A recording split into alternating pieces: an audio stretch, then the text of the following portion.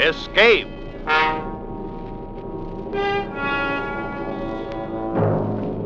You are groping in the dark of the African jungle night, trapped on a wharf above a crocodile-infested river, fighting for your life against a ruthless giant from whom you must escape.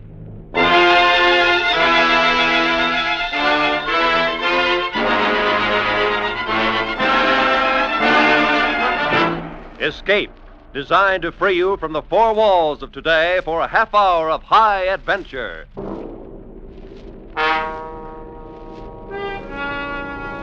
Tonight we escape to the dank jungles of the Segwanga Valley in Africa, and to the heart of a courageous man, as Robert Simpson told it in his story, Jock, Todd.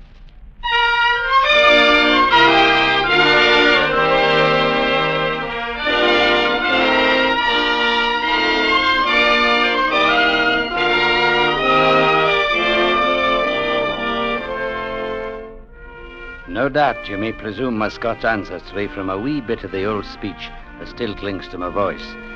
Though it's been some years now since I last walked in the heather of the Highlands of Abergowrie. My name is John Todd, the same as my father's, though to be sure he's more often called Jock Todd. Jock being the fighter's equivalent to John, and a name which in no wise applies to me. I am a peace-loving man, not a fighter, and no man can deny it, even today. However, in other respects, I was a raw lad for certain when I sailed out from Glasgow and came here to this heathen land of Africa, and that's a thing which cannot be said of me at present. If a man lives at all in this steaming hot jungle of the Niger River, then he must learn very quickly, and most especially so if he lands at that dirty little trading post on Segwanga Creek.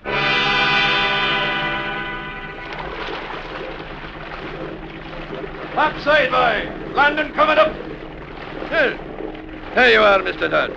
Segwanga Landing, and you can have it as far as I'm concerned. Well, I might say the Parlour Company had somewhat more elaborate offices in Glasgow, Mr. Simpson. No doubt about that. And how long did you sign up for? 4 years. 4 years. Lucky for them they catch you fellas in Glasgow before they ever seen the place. Oh, can't it be so bad? Those are fair-looking buildings there on the bank. Fair-looking buildings? Hey, watch that help. Ease into it. You want to tear out the wharf? I don't suppose you've heard anything about Brock. Well, they told me I should report to the agent in charge here, a man named Captain Brock. Captain Brock. Every agent in this stinking jungle calls himself a captain. That's him there on the wharf. Easy, boy. Get a line ready now. All right. Cut the motors. He's a fair-sized man for certain. He's big enough, all right, in some ways. So is a gorilla. Watch out for him. Can I say I understand you? You will, Mr. Todd, if you live long enough. Up there, topside. Throw us a line, boy. Yes, sir. Me cuts quick. That little fellow with him is named Ganson. You get nothing to fear from him till after Brock's made a move. He's a sneaking little jackal, but he never makes his own kill. I still can't understand what you're talking about, Mr. Simpson. You'll find out soon enough. Wouldn't help you now to go ahead of time. I dock here once a week on the river run, but you're still on your own. You'd better know it right now.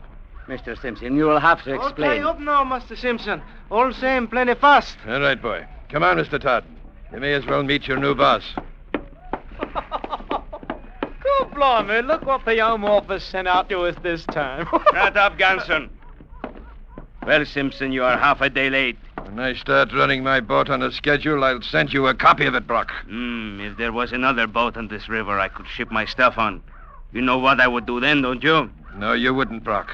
Not as long as you know I carry a gun. You there. You the new junior assistant. That's right, sir. My name is John Todd, and I assume you're captain. I'll take the time to find out your name later. And I do not give 2 cents for what you assume. That's telling the boss. Ganson, did not I tell you to shut up? Yes, sir. And get out. Clear those natives off the wharf. Right, you all, Captain. All right, move along now, you ready, Peggers. Come on, move now. You there. Oh! Teach you to step on to get along. Get up! I'll say no. I have some brandy up at the bungalow, Simpson, if you would like a drink while the boys are loading. I just had a drink. On board. You there, whatever your name is? It's John Todd, sir. So it is John Todd, is it? And I suppose you call yourself Jock. like the rest of your blasted countrymen. No, sir. Jock is the name for a fighting man, such as my father. Can't say it fits me. So you are not a fighting man, eh? It makes things a lot easier, don't it, Brock? As soon as your boat is loaded, you can bring the lading bills up to the office. Well, Todd, are you going to stand here on the wharf the rest of the day? No, sir, but I thought you'd be wanting You to... start! You are not paid to think. Get your stuff up to the bungalow and be quick about it. Whatever you say, Captain Brock. 4 years of it, Mr. Todd. Welcome to Seguanga.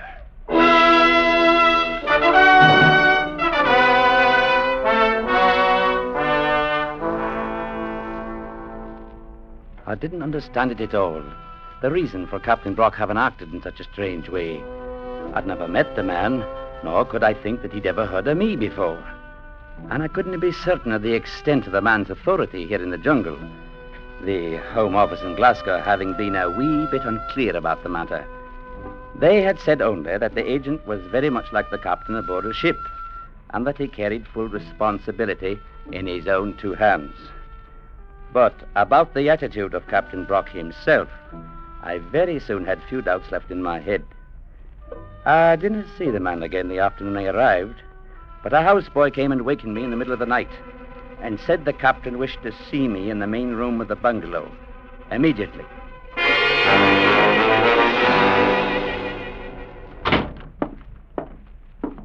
Captain Brock, the boy said you'd sent for me, sir.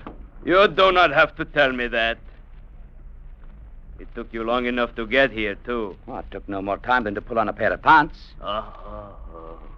So it makes you argumentative to wake you up in the middle of the night. I was not intending to be so. I am not interested in your intentions, Mr. Todd. You will learn to keep a civil tongue in your head. Well, I was not meaning... Shut up! That's better. And I suppose you're wondering why I had you waked up like this in the middle of the night. I'd presume you had a reason. Oh, you presume, do you? Oh, yes. And what do you presume the reason is? I'm afraid I couldn't say. Then I will tell you. I sent for you, Mr. Todd, simply to show you I can have you waked up any time I please to. You had no other reason than that? None at all, Mr. Todd. A fighting man might resent it, but then you are not one, are you? Too bad. If that's all you've got to say to me, then I'll go back to my bed. That is all. Now get out of my office. Just as you say, Captain Brock.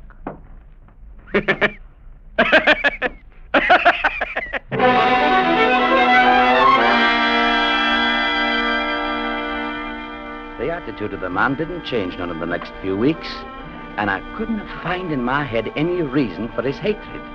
And it was hatred. It was in his eyes every time he spoke to me. I took care of my duties and stayed clear of him otherwise, and for the most part we came to no head-on clash. That with 2 exceptions, however. The first one happened about a week after I'd arrived. I was supervising a group of natives at the time, working on the breakwater at the end of the wharf. Mr. Todd, what the devil are those boys supposed to be doing? They're repairing the breakwater. I can see that without being told. Now, where did you get the authority to buy the timber? Why, you ordered it last week yourself from Chief Ilori. Maybe I told you to accept delivery without having me look at it first. Well, you told me to receive it when it came in, and that's what I did. It's good timber. I checked it myself. How would you know if it is good timber? My father happens to be a forester back in Scotland. The devil take you and your father both. I'd advise you never to say that in my father's hearing. Are you threatening me? No, man, nothing like that. But I'm sort of suggesting it isn't always wise to insult a man you've never seen. I see. Now that I come to think of it, he is the one that is a fighter, isn't he? That's correct. The one they call Jock, Todd, huh? Well, it is too bad he is not around here. Mr. John Todd. Boy, you there.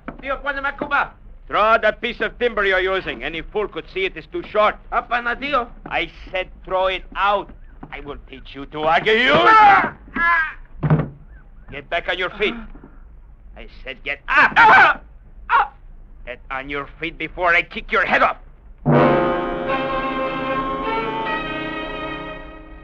I'd seen him knock Ganson down the same way and then kick him like he did the natives.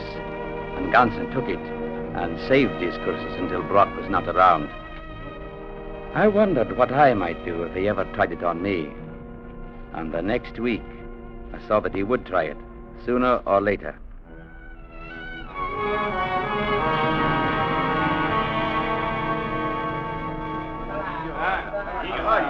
Chief Dewana and his boys had come in from back country with a dozen canoes full of palm nuts, and I was out in the warehouse checking in the load. We used a big wicker basket for measuring called a cooler for some reason or other, and Dewana's boys would fill this, and then we'd dump it on the pile at the end of the building. Ganson was bossing the loading, and I'd check off each cooler in the tally book as it was dumped. It was late in the afternoon when we finally finished. All right. Step loudly now, ye, then polite as you. Right, no more to trouble about after this one. All right, Todd, here's the last one. You got it marked, have you? Right, Ganson. All right, now, you ruddy beggars. Let's take it back and top it. Come on, put your backs to it now. Eve, here now. Tip her up. Let's go. That's it. Oh, shake 'em out, every bloomin' last one of 'em. Come on, shake 'em out. Now, that does it. All right. How many coolers did we have, Todd? 8, 10, 12, 14... How many you count? How many cooler you get? All same me, maybe. 17, 8, 19, Dewana.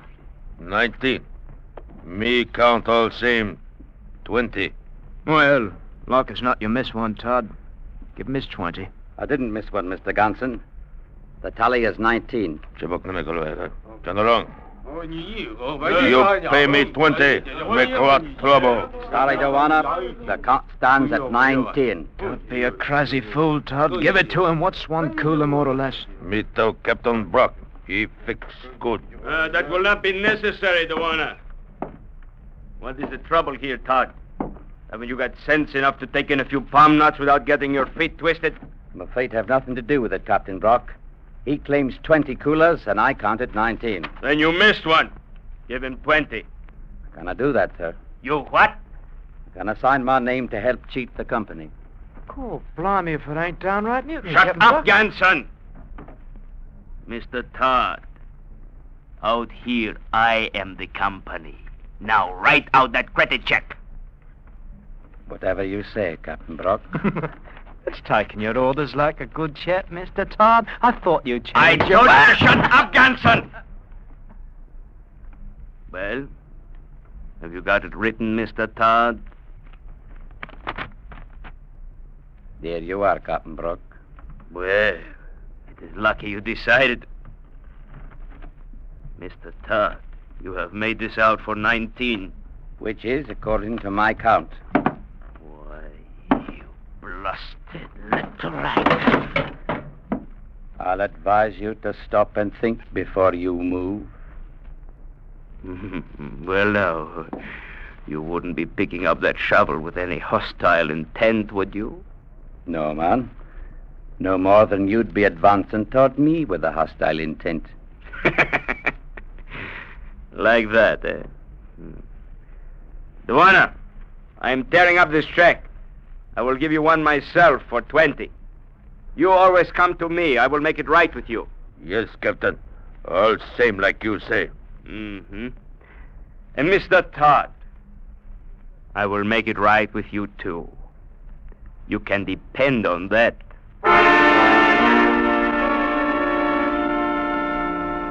Brock stayed clear of me for a few weeks, and outside of the job of work I was hired to do, I had no words with him.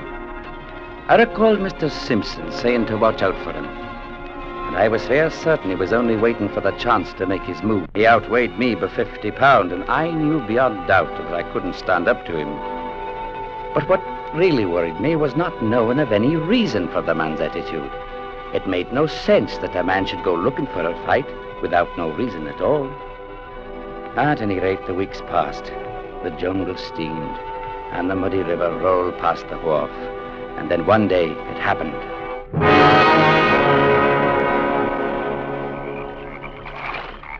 Sunday was my one free day in the week. So I'd hired a canoe and paddled upstream for a visit with a fellow countryman at another trading post, some few miles away. It was just getting dark when I came back to the wharf, and when I got in close, I saw Brock standing there, smoking and leaning on a piling at the far side. The watch boy squatted near the edge, waiting to take the line from my canoe. He caught it and pulled the boat in and made it fast. And I climbed out onto the wharf. You have a good trip, Mr. Todd? Not so bad, a bit hot, that was all. You savvy which place canoe man live? Yes, sir. Live on Breakwater side. Then go tell him, come get canoe. Tell him 2 day pass. I give him check for pay. Oh, yes, sir. Me go now. Tell man plenty soon. Boy, Huh? you there. Yes, sir, Captain Brock. Did I give you permission to leave the wharf? No, sir. But Master Todd, Did I tell you you could leave? No, sir. All right. Then go get the head man. Tell him I want him here right away. And you come back with him. But Captain Brock, sir. Move, boy. Yes, sir. All right, Todd. Get up to your quarters. I think I'll be staying right here, Captain Brock. If you're planning to tie that boy to a post and flog him, as I've no doubt you've decided to do, then you'll be having a word with me first. Cool, blimey. Ganson, is that you? All right, you are, Captain. I heard what he said. If it's a witness you want, sir. I will tell you when I want anything. All right, Captain. No, I'll let you know. Take Mr. Todd up to his room and keep him there. I will attend to him later. If either of you lay a hand on me, it'll be a most unfortunate day in your lives. Oh, you don't say so, Mr. Todd. Mr. John Todd. I have told you what you may expect. So you have. I am not to lay a hand on you. Not even like this. Oh, do my proper, Captain. Hit him again. Come on, Mr. Todd, get up! I felt his foot smash into my side. I tried to get up onto my knees, and I couldn't. I told you to get up. Again, I knew it wouldn't take many to finish me off. My head hung over the side of the wharf. I made one effort and rolled off into the water. Hey, he's gone into the water, Captain. Maybe he can't swim. That is his hard luck. But suppose he drowns. The resident commissioner will be down on us for certain. I don't want no trouble Shut with him. up, Ganson. Yes, sir. He can't swim all right. There he is now, climbing out on the bank. Blimey if he ain't. What's the matter, Mr. Todd? You are not leaving us, are you? You have not changed your mind about having a word with me, have you? Mr. John Todd?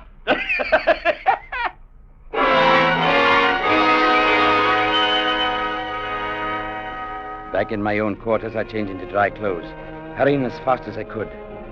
I couldn't have found it in my heart to be angry with the man.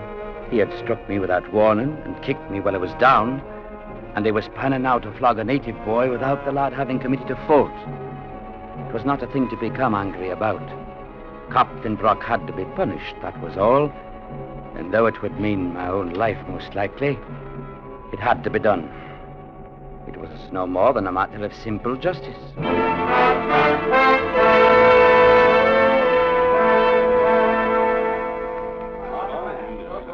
Within 5 minutes, I was back at the wharf. The watch boy had come back with the headman, and a group of natives had gathered around the circle of light thrown out by a hurricane lantern. They didn't see me at first. All right, Ganson. Pull his hands up over his head and tie them there. Stretch him out. Right you are, Captain. The watch boy stood there trembling with fear while Ganson bound his hands to the heavy post. Hurry up, you clumsy fool, and make it tight. I wanted to hang there after I'm through with him. Oh, he'll do that all right. Captain, here's Todd. All right. Well, Mr. Todd, you are just in time to see the boy get what is coming to him. Brock, I told you before, you'll not be doing this without having a word with me. I was under the impression that you had already had your word, Mr. Todd.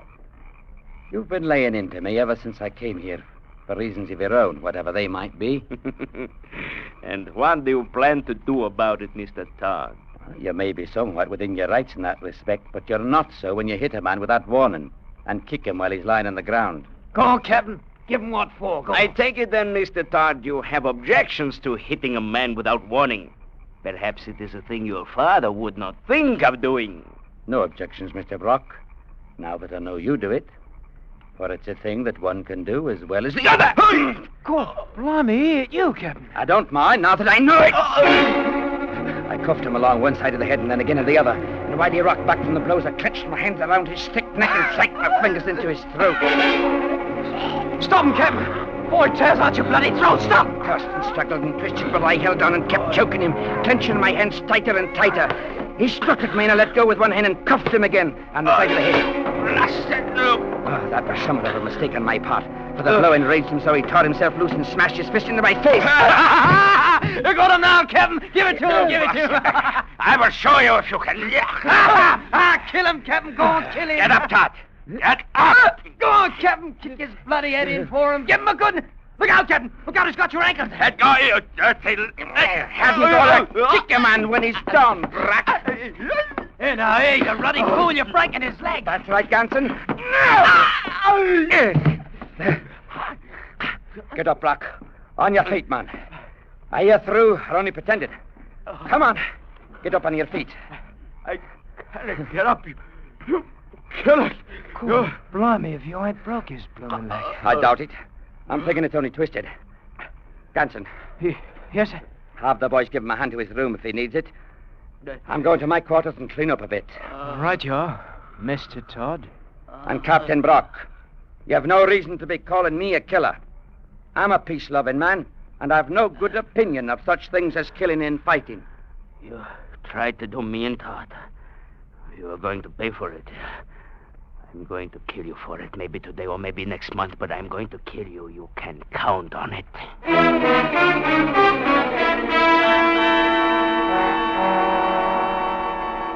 I went to my quarters then, and I didn't know what happened just after that. I didn't know about Brock kicking Ganson off the stairs while the little man was trying to help him, nor about Ganson going to the captain's room a few minutes afterwards. How are you feeling, Captain? Oh, shut your mouth, Ganson, or I will shut it for you. You got no call to be treating me like that. I'd have helped you if I could, but there just won't no chance. He'd have done for me the same as you, Captain. Shut up! Cannot even move my leg. There wasn't no call to kick me a while ago, neither. If I could get out of this chair, I'd do the same again. You can't get up, Captain Brock? How could I hope to... Well, what is in your mind, you little beggar? You've been booting me around for nearly 2 years now, haven't you? You hopped onto me the first minute I landed, like you got an habit of doing when a bloke is new. And I will break your dirty little neck as soon as I can walk. You've been treating me like a ruddy dog, Captain. And I've been taking it, too. Until now. Oh, what are you up to? Ganson? Ganson?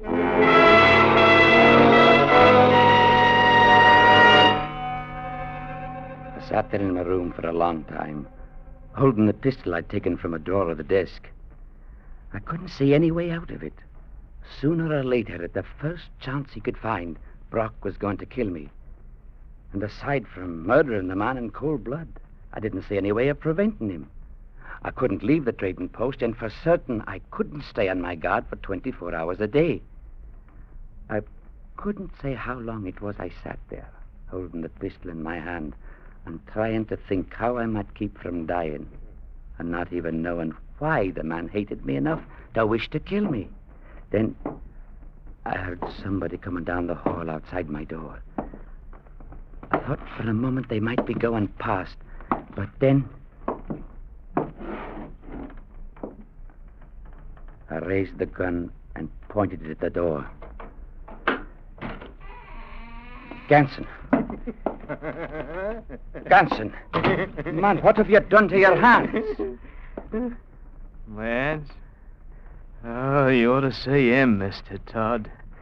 You ought to come take a look at him. Oh, blimey, if I ain't marked him up all right. I marked him good. What are you saying, man? What have you done?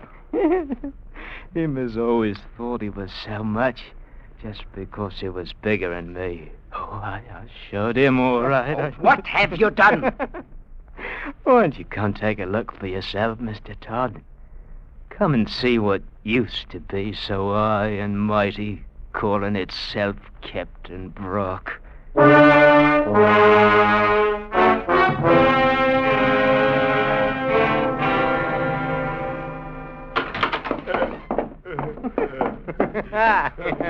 Take a look at him, Mr. Todd. He ain't quite so tough now as he was before. What have you done to him? Please do not let him hit me. Please do not let him hit me again. With my own two hands, I done it, Mr. Todd. I beat his face to a pulp, I did. Beat no man while he's helpless. You're as bad as he is, Ganson. Please do not let him hit me again, Mr. Todd. He's not going to hit you, Brock. Get to your room, Ganson. Go on. Oh, all right, Mr. Todd. Anyway, I marked him. I've marked his face up good, so it'll show for a long time. Don't let him hit me again. Shut up, you great blubbering baby. Most likely you'll live through it all right. Though you may never look the same again. Well, I heard you've been having a bit of excitement. Oh, Mr. Simpson. I docked at the wharf 10 minutes ago. The boys told me what had happened. Good Lord. You did all that? Oh, not to his face. Ganson has been settling up an old score. I'm afraid the little man has a vicious disposition. I never thought I'd see it. Brock, crying like a baby. Aye. And the sound of it fairly sickens me. Suppose we step outside and let him be?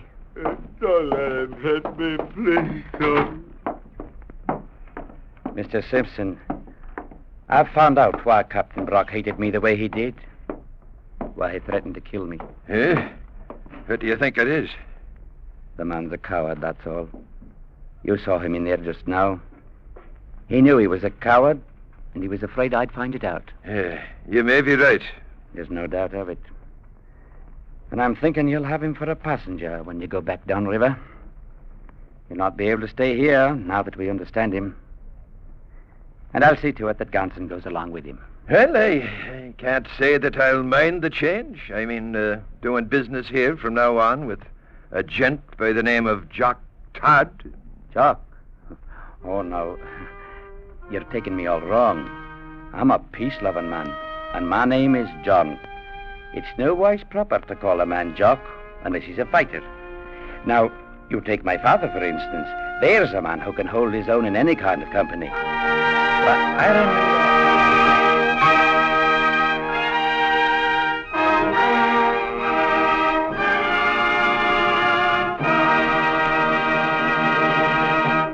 Escape, produced and directed by Norman MacDonald, tonight brought you Jock Todd by Robert Simpson.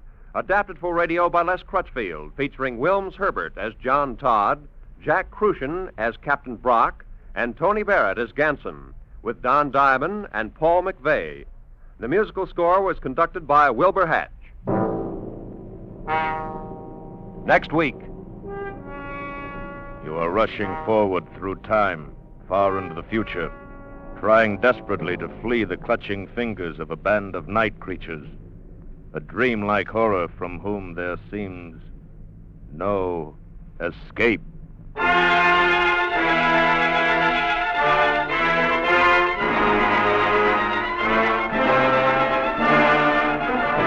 Next week, we escape with H.G. Wells' awesome story, The Time Machine.